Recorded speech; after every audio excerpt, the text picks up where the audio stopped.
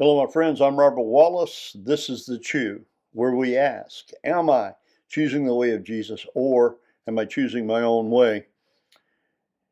Can I be empowered to forgive, love my enemies, and pray for those who persecute me? Yes, absolutely. And we only need a couple of examples here today to make the point. First of all, let's consider Jesus himself, who endured opposition, betrayal, and ultimately the cross. Now, we know that Jesus faced opposition. He had enemies from the very moment he began his ministry right up until he died on the cross. Jesus faced his enemies. He was persecuted.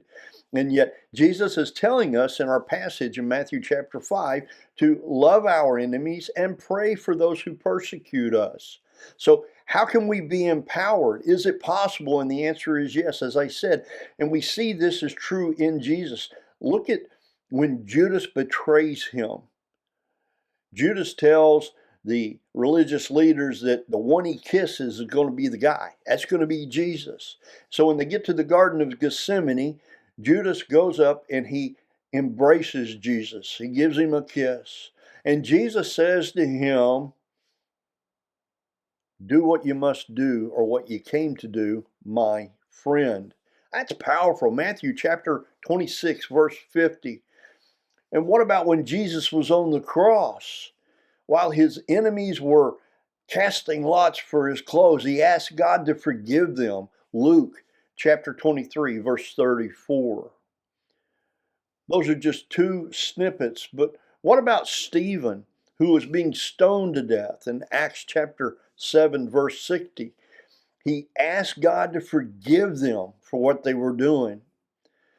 We can, and how can we be empowered?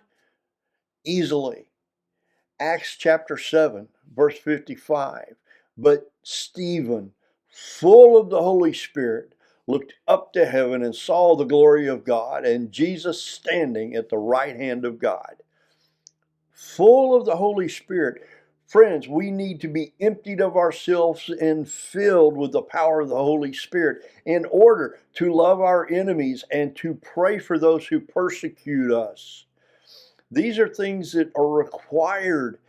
We have to write that blank check to Jesus. We have to be willing to do whatever it takes, and surrendering our wills to the Father's, being filled with the Holy Spirit, is how we are empowered to do what Jesus is calling us to do this week. In 2 Chronicles chapter 16, verse 9, we read that God is looking for those who are committed, and he will strengthen us.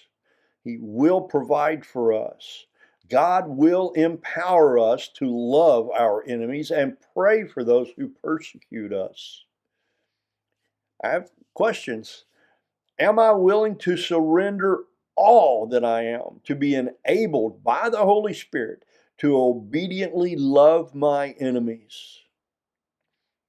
Am I willing to surrender all that I am to be enabled by the Holy Spirit to obediently pray for those who persecute me? Am I willing to allow God's strength to work in me to God's glory and God's honor? What action is the Holy Spirit nudging me to take today? Am I going to follow the way of Jesus that leads to life and life in the full, or am I going to bow my neck and choose my own way? I'm praying for us as we carefully consider this passage again and the questions and the other verses that I've shared. Let's invite the Holy Spirit to give us eyes to see and ears to hear God's truth from His Word.